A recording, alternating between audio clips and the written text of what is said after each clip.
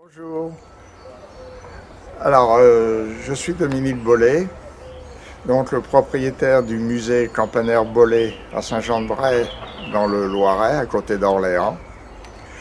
Et je suis issu d'une famille de fondeurs de cloches depuis 1715. Il y a donc eu 8 générations de fondeurs Bollé qui se sont succédés. Alors nous avons fait énormément de cloches et sur tous les continents.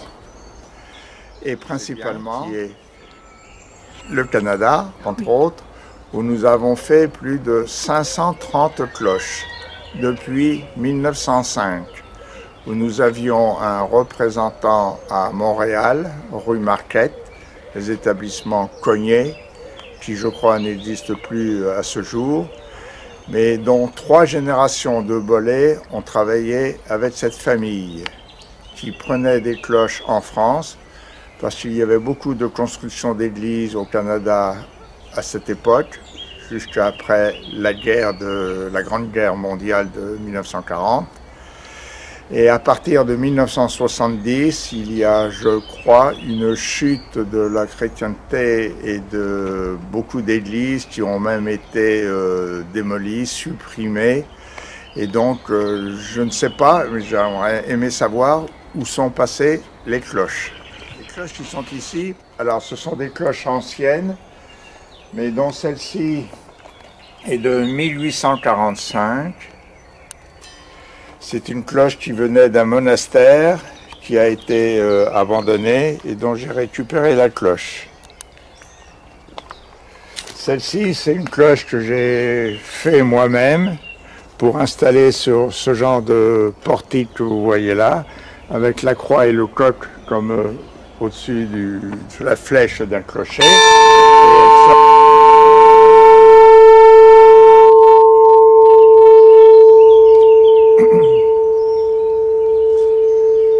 Alors dessus, il y a la salamandre du château de Blois, entre autres. Il y a Jeanne d'Arc, que nous avions comme motif que j'ai mis sur cette cloche. Et ici, il y a notre blason, les armes de la famille Bollé, dont une devise en latin qui est écrite « Prodeo et patria canto », ce qui veut dire en français « Je chante pour Dieu et la patrie ». Alors cette cloche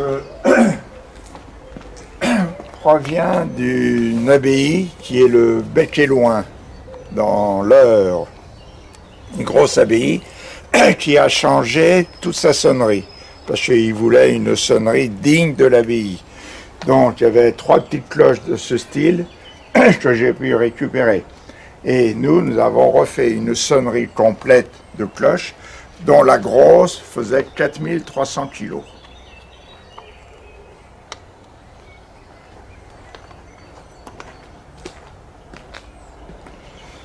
Ici, c'est une cloche installée sur un portique pour montrer comment peuvent être installées une cloche dans un jardin ou sur une place de village. Et elle sonne automatiquement. D'ailleurs, je vais vous la faire sonner. Ne bougez pas.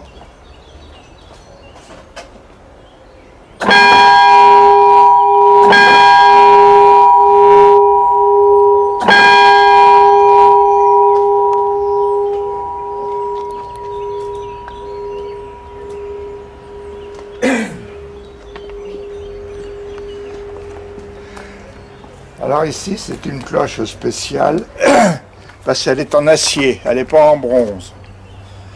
C'est après la guerre de 1870, un fondeur allemand a voulu faire des cloches en acier parce que ça allait coûter moins cher que de faire une cloche en bronze, ce qui est vrai. Mais ça sonnait tellement mal qu'il n'en a pas fait beaucoup. Ça, c'est le battant d'une cloche, c'est-à-dire c'est ce qui est à l'intérieur de la cloche et qui cogne la cloche quand elle balance. Alors ce battant date de 1635. Il a été fait à la forge et à la main, au marteau. Il n'y avait pas d'autre moyen pour faire ce battant. Et il pèse 81 kg. C'était pour une cloche de 3000 kilos. Bon, cette cloche est cassée. On voit la fêlure qui est ici. Voilà. Donc j'ai gardé cette cloche parce qu'elle avait des décors intéressants. Par contre, on en a refait une qui maintenant sonne toujours dans le clocher.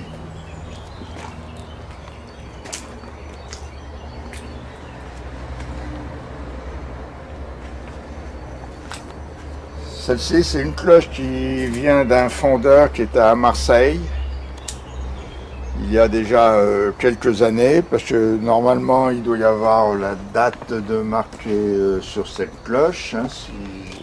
Oui, elle est de 1854. 1854. Mais je l'ai gardée également parce qu'elle avait un décor très original et des anses de toute beauté avec un angelot qui est assez rare de voir sur une cloche. Et ici, c'est un texte que j'ai pris sur le poème de Schiller, Le chant de la cloche. Alors, je peux vous le lire. Oui. Il faut mépriser le pauvre homme qui jamais ne médita sur ce qu'il exécute.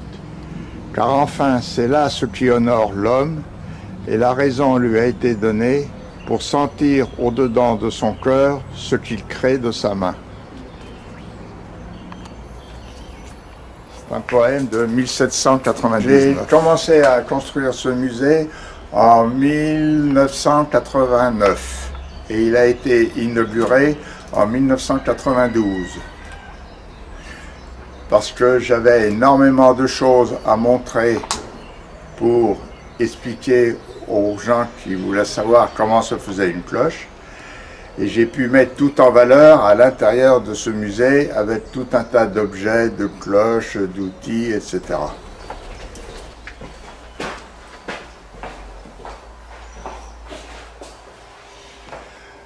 Alors tout d'abord, eh bien, vous pouvez voir ici les générations de Bollé, fondeurs de cloches.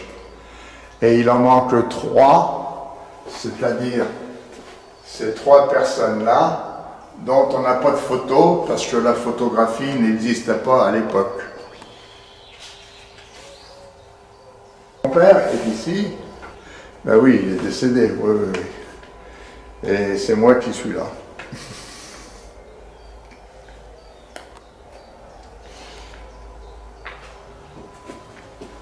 Alors sur ce panneau que vous voyez ici, il y a 2 grosses cloches. Cette première cloche, c'est une cloche de 5300 kg. Et elle a été fabriquée, il y avait 3 générations de Bollé. Il y avait mon père, mon fils et moi-même. La cloche du haut, c'est une cloche de 3000 kg. Elle a été faite avec 4 générations. Parce que le petit garçon que vous voyez là, c'est mon père, qui est avec son père, son grand-père et son arrière-grand-père. On a pu faire cette photo en 1909, grâce à l'aïeul que vous voyez ici, qui est né en 1812 et mort en 1912. Il avait 100 ans. Et mon père est décédé, il avait 101 ans.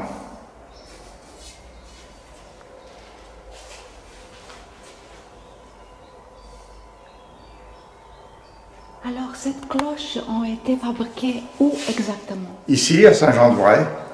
Toutes les cloches que vous allez voir, que je vais vous expliquer, et en photo, ont été faites à Saint-Jean-de-Bray.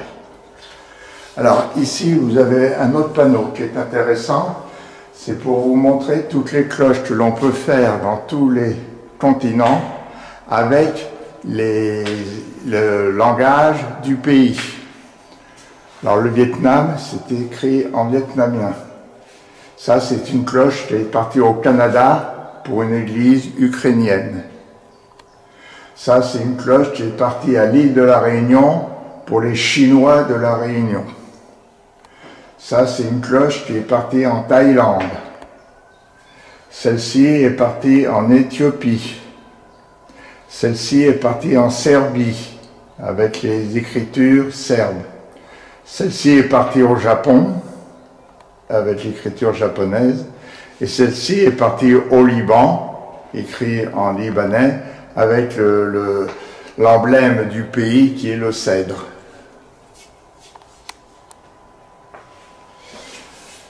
Alors ici, vous voyez une cloche et un canon. Parce qu'il faut savoir que pendant les guerres, on prenait les cloches pour faire des canons. Et après la guerre, on prenait les canons pour refaire les cloches. Donc ce canon a servi à faire les cloches de la cathédrale de Saint-Pierre et Miquelon en 1905. C'est un canon qui pesait 1537 kg.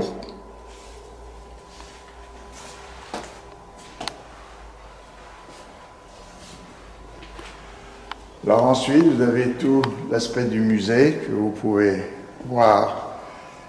Et l'aile de droite représente la manière dont on fabrique une cloche.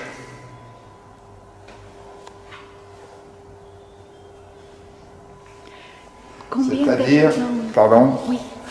C'est-à-dire la fabrication du moule, à différents stades de sa fabrication. Et en face sur le mur, vous avez toujours la photo qui représente le travail dans l'atelier, de façon à bien faire comprendre aux visiteurs comment on fabrique une cloche.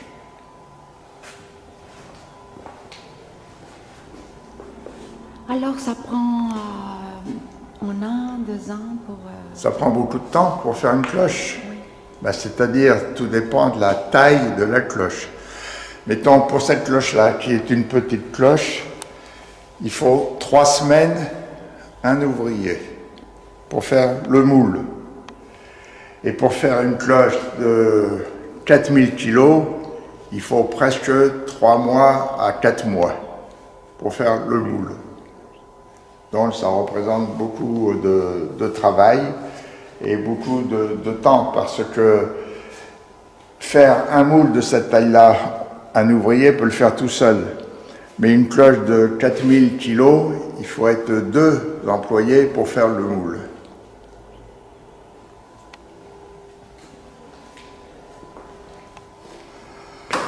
Alors, on utilise tout un tas d'objets qui va vous paraître un peu bizarres pour la fabrication d'une cloche. C'est-à-dire, l'abeille,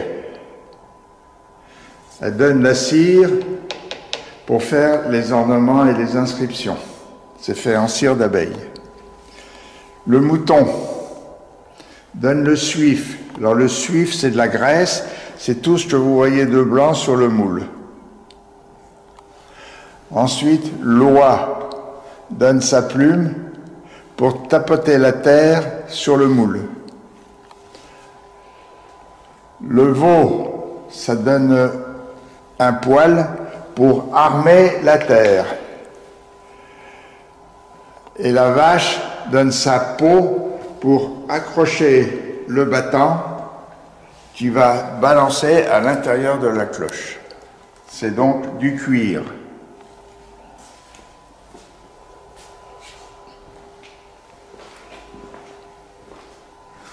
Alors là, on voit très bien la manière dont est faite une cloche. Alors, pour vous expliquer rapidement, je vais vous dire que l'extérieur de ce moule va représenter l'intérieur de la cloche. Et l'intérieur de ce moule représentera l'extérieur de la cloche.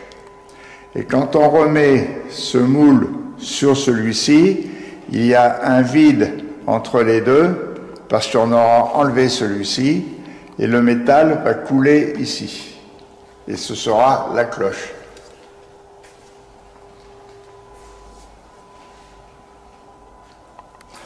Alors, il faut que le fondeur de cloche soit menuisier pour faire cette partie en bois qui sert à accrocher la cloche pour balancer.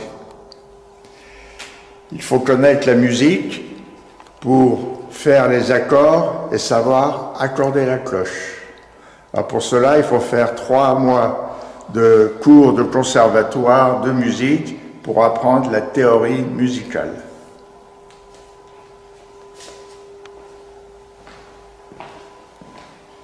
Ensuite, cet appareil, c'est pour accorder les cloches. Donc, vous avez un moteur et la cloche fixée ici, le moteur tournant.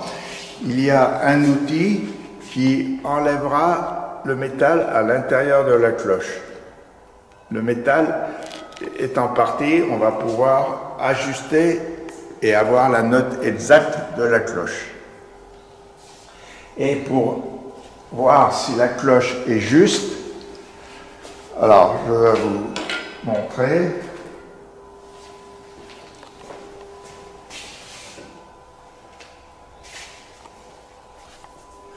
On a un diapason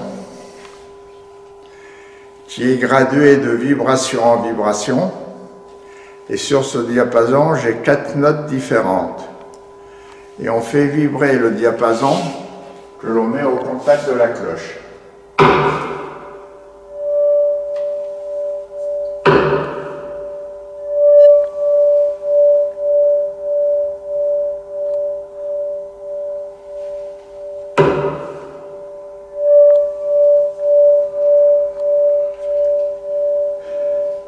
Donc les vibrations du diapason correspondent aux vibrations de la cloche.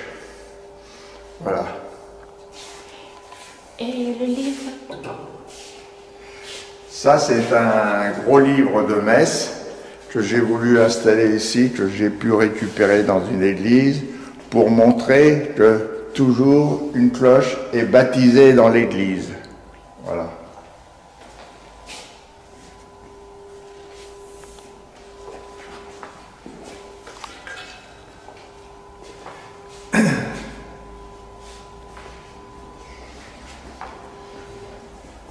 Alors à l'époque, il n'y avait pas de moyen de locomotion pour transporter les cloches. Alors, jusqu'à la guerre de 1940, on a utilisé le cheval et le chariot qui venaient chercher les cloches à la fonderie et les emmenaient à la gare pour prendre le train et ensuite le bateau quand ça partait à l'exportation. Et ici, il y a marqué « Départ pour l'Amérique ». Et c'est une photo de 1905.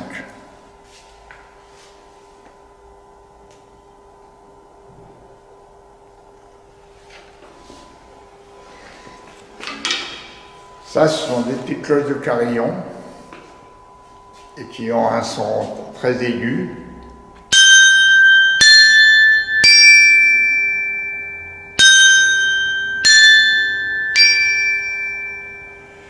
Et ces deux cloches-là sont très anciennes.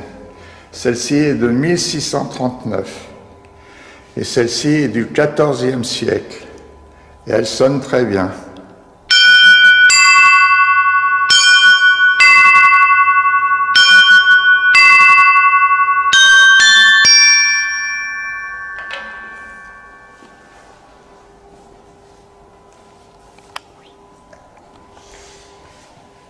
Alors ça, ce sont des cloches anciennes, hein, qui sont malheureusement cassées. C'est la raison pour laquelle elles sont ici. Celle-ci est de 1681. Il y a la date de marquée dessus. Ça, c'est une cloche allemande. Je sais écrit en allemand dessus.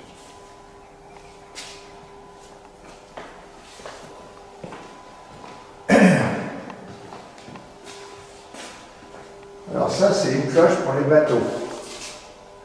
Parce qu'on fait des cloches pour les bateaux, c'est obligatoire qu'il y ait une cloche sur un navire quand il quitte le chantier où il est fabriqué. Parce qu'en cas de panne du navire en pleine mer, c'est le son de la cloche qui porte le mieux. Et toujours manœuvrer à la main avec une corde que l'on fait comme ça.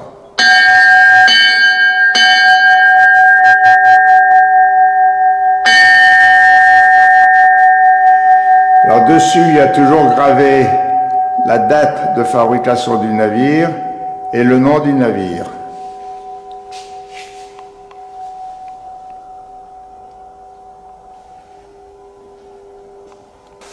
Voilà, alors dans cette pièce, on a voulu vous stimuler un clocher pour vous montrer comment sont installées les cloches à l'intérieur d'un clocher. Là, vous avez le beffroi en bois, en chêne, et ici, vous avez 4 cloches. Alors, ces cloches sont sonnées à la main. Maintenant, on met un moteur électrique pour pouvoir les balancer. Et je vais vous les sonner.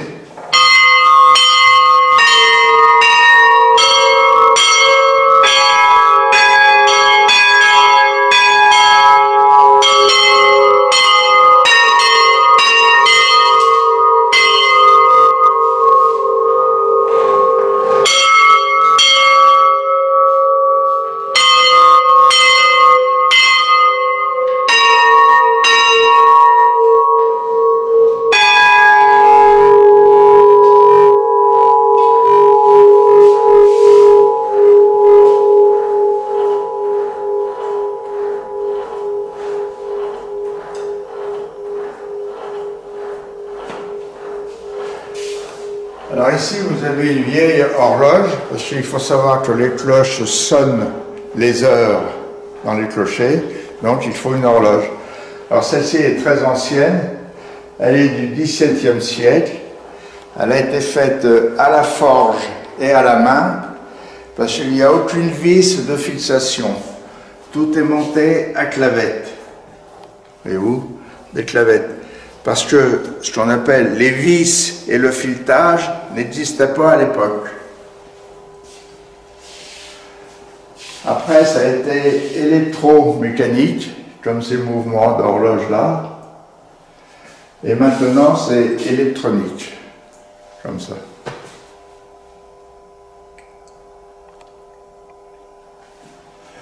Alors là, derrière, il y a une très belle comptoise. C'est une horloge de clocher également. Alors il suffit de remonter les poids.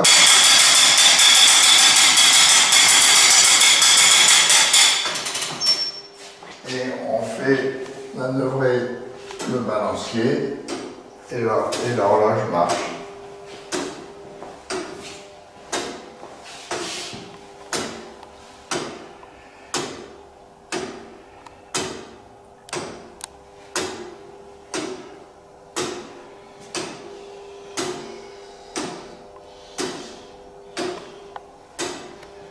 Alors ça, c'est des cadrans de clocher pour indiquer l'heure. Celui-ci est particulier parce qu'il est en verre, ce qui est très rare. D'habitude, ils sont toujours en tôle émaillée sur cuivre, comme celui-ci. Quand une cloche est installée dans un clocher, on sait que ça va durer des années et même des siècles. Alors, ce qui est gênant pour le fondeur de cloche, c'est qu'un client servi, c'est un client perdu. On le revoit 300 ans après. Donc, il n'y a pas d'entretien. Allez-vous. Non, quand une cloche est installée, il y a très peu d'entretien pour la cloche. Très peu.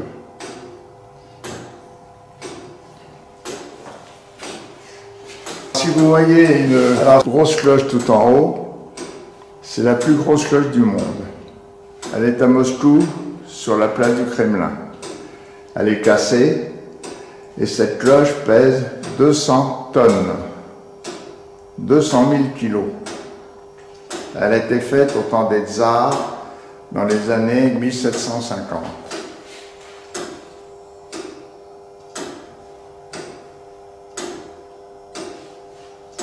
Combien il y a de fonderies en France? Actuellement, il y a 3 fonderies de cloches en France seulement. Une à Orléans, une à Annecy, en Savoie, et l'autre à Vidieu-les-Poêles, en Normandie. Et dans le monde, il y a 42 fondeurs seulement, et tous en Europe. Bon, on pense qu'il y aura toujours des cloches à faire. Par contre, il y aura sûrement de moins en moins de fondeurs. Parce qu'il y a des méthodes de travail qui ont tellement évolué qui nous permettent d'aller plus vite pour faire des cloches. Parce qu'à une époque, pour faire une cloche de 300 kilos, il fallait 5-6 mois. Hein. Maintenant, en un mois, la cloche peut être faite avec les moyens que l'on a, qui ont amélioré quand même la manière de fabriquer la cloche. Donc, il y aura toujours des fondeurs. Il suffit que ce soit, mettons, si par exemple vous avez une guerre, bon, on sait qu'il y aura beaucoup de travail après. Par contre, si tout le monde est calme, il y aura beaucoup moins de cloches à faire. Et c'est en fonction aussi de la religion. Parce que les cloches ne servent qu'à 3 religions. Les catholiques, les orthodoxes et les protestants. Donc, ce sont les chrétiens. Dans le culte musulman, il n'y a pas de cloche du tout. Hein. Donc, ça limite. Et des constructions d'églises, il s'en fait quand même peu maintenant, parce que on a du mal à remplir les églises actuelles, donc on ne construit pas d'autres églises. Alors, je vais vous dire, je suis allé installer des cloches. Le plus loin, c'est à Wallis et Futuna. C'est dans le Pacifique, à côté de la Nouvelle-Calédonie. J'ai été installer des cloches en Afrique, beaucoup en Côte d'Ivoire, au Cameroun, au Sénégal, aux États-Unis. La dernière sonnerie que j'étais installée, c'était en Californie, à San Diego.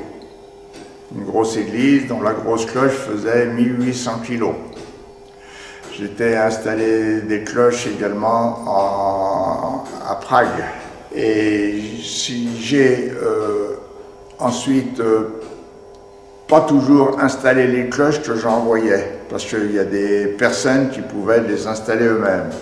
Parce que quand on envoyait des cloches au Brésil ou au Chili, eux installaient leurs cloches directement. Au Canada, on avait un représentant qui, lui, installait ses cloches également. Donc, on n'y allait pas automatiquement. Hein. Donc, on allait installer les cloches quand il n'y avait personne pour les installer.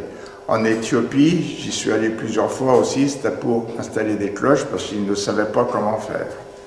Voilà, c'est simplement la raison pour laquelle j'ai pu faire des déplacements.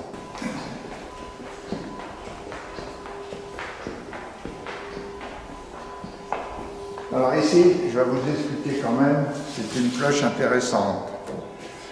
Parce que c'est le cloche souvenir du bicentenaire de la Révolution française. C'est-à-dire 1789-1989. Donc cette cloche, je l'ai faite en 1989. Pourquoi? C'était pour rappeler le souvenir des 100 000 cloches qui ont disparu pendant la Révolution, que l'on descendait des clochers pour faire des canons et pour faire de la monnaie, pour faire des pièces de monnaie avec le métal de cloche. Donc c'est pour ça que j'ai fait cette cloche. Et voulez-vous que l'entendre sonner, balancer? Oui. Ça va faire du bruit, mais pourquoi?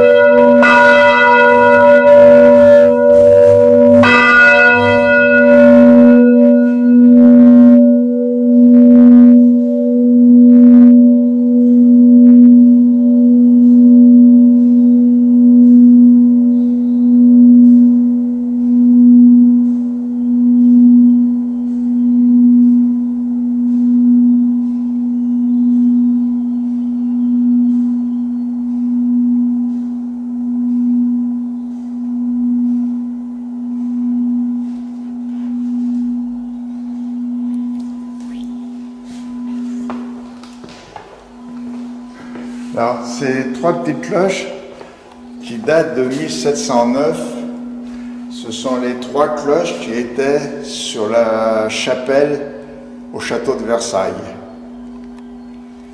Et si on a pu les récupérer, c'est que le clocheton commençait à tomber dans les années 1850 et l'entrepreneur qui ne savait pas quoi faire de ces cloches après avoir descendu le clocheton les avait vendues à mon grand-père et on les a toujours gardées.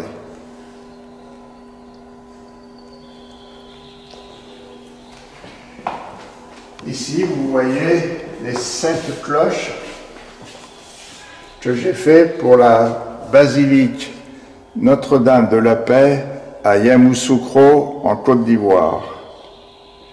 La grosse cloche fait 4300 kg et la petite 480 kg. Donc ce sont des cloches qui ont été installées en Côte d'Ivoire et qui balancent dans la plus grande basilique du monde érigée au XXe siècle.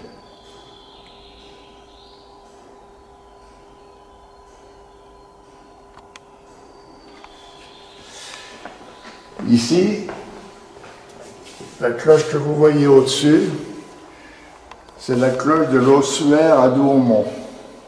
C'est-à-dire, c'est un ossuaire qui a été fondé en 1927 pour rappeler le souvenir des 400 000 morts à Verdun pendant la guerre de 1914-1918. Et pourquoi vous avez un drapeau américain? Parce que cette cloche a été offerte par une américaine pour l'ossuaire à Douaumont.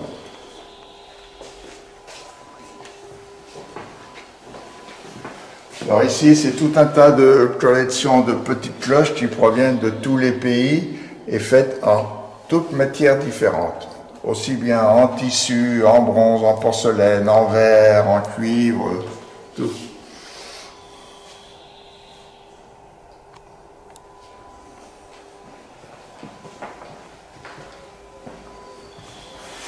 Donc, on a édité un livre sur « Il était une fois les bolets ». C'était pour raconter toutes les inventions que les bolets ont fait. Aussi bien des voitures, des béliers hydrauliques, des tricycles et les cloches. Donc, c'est un livre intéressant, avec beaucoup de photos, aussi bien de photos de voitures, de photos de tricycles, même d'aéroplanes.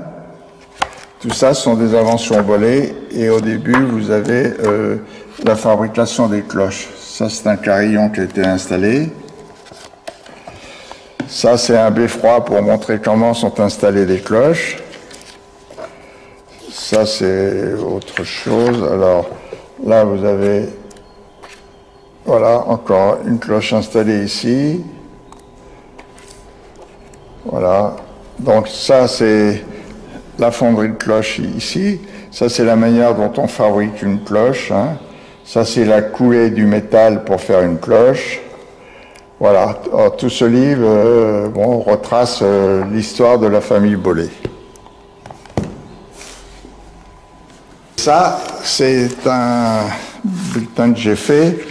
C'était pour répertorier toutes les cloches que les Bollé ont fait au Canada depuis 1905 jusqu'en 1970. Donc on a fait 280 kilos de cloches en 530 cloches. Et vous avez à l'intérieur tous les villages ou les paroisses où ont été fait des cloches, entre autres à Montréal, Saint-Louis-de-France, où on avait fait 6 cloches, dont la grosse faisait 2357 kilos. Ensuite, à Ottawa, je ne sais pas si vous connaissez, Montebello, je ne sais pas, c'est une paroisse, c'est un quartier, voilà. On a fait 4 cloches, dont la grosse 951 kilos. Alors, on a fait encore des villes intéressantes. J'aurais retrouvé la cathédrale d'Ottawa, parce que on a fait dans l'Ontario, mais... Alors, Elibury aussi. Ah ben, la cathédrale d'Elibury, c'est une ville au Canada, ça. La grosse fait 2450 kilos aussi. L'île Perrault, tout un tas de... Saint-Charles, c'est une des plus grosses sonneries. La grosse fait 3160 kilos. Et c'est quoi ça, si bémol, fa Ce dièse? sont les notes de musique. Ok. Ce sont les notes de musique. Hein. Mi, fa dièse, sol dièse, parce que au Canada, ce sont des lettres aussi. Les notes de musique sont des lettres ou c'est comme ça? C'est pas comme ça, si? C'est que en fonction de l'argent qu'ils peuvent mettre pour acheter des cloches, on fait une proposition pour faire un accord, pour faire telle cloche, et c'est en fonction aussi de la grandeur du clocher. On ne peut pas mettre n'importe quelle cloche dans n'importe quel clocher. Hein. Il faut que les cloches puissent balancer sans que ça pose de problème. Hein. Alors, ils sont partout. Oui. Ils sont dans l'ouest du Canada, Oui. dans le centre. Dans le centre aussi, oui. Par contre, à l'est, on en a fait un peu moins. Parce qu'il faut savoir que souvent, au Canada, on était en concurrence avec les Anglais. Parce que les Anglais étaient aussi implantés au Canada. Hein. Donc, les Anglais ont fait aussi beaucoup de cloches au Canada. Voilà.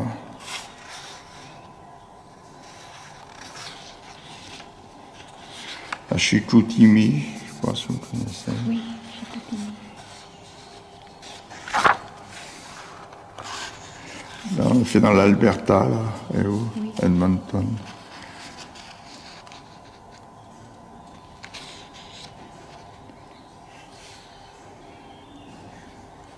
Oui, partout. Voilà. Alors, donc, ça fait pas mal de cloches qui ont été faites au Canada, oui. Venant de France et venant d'Orléans. Alors, les visites se font sur rendez-vous pour les groupes et c'est ouvert au public tous les vendredis après-midi de 14h à 19h. Alors, les groupes, c'est sur rendez-vous parce que ici, je peux recevoir 50 personnes en même temps. Et pour rien vous dire que dimanche matin, j'ai un groupe. Cet après-midi, j'ai un groupe également. Et demain, non, demain, je n'en ai pas. Oui. Voilà. Je vous remercie. Bien.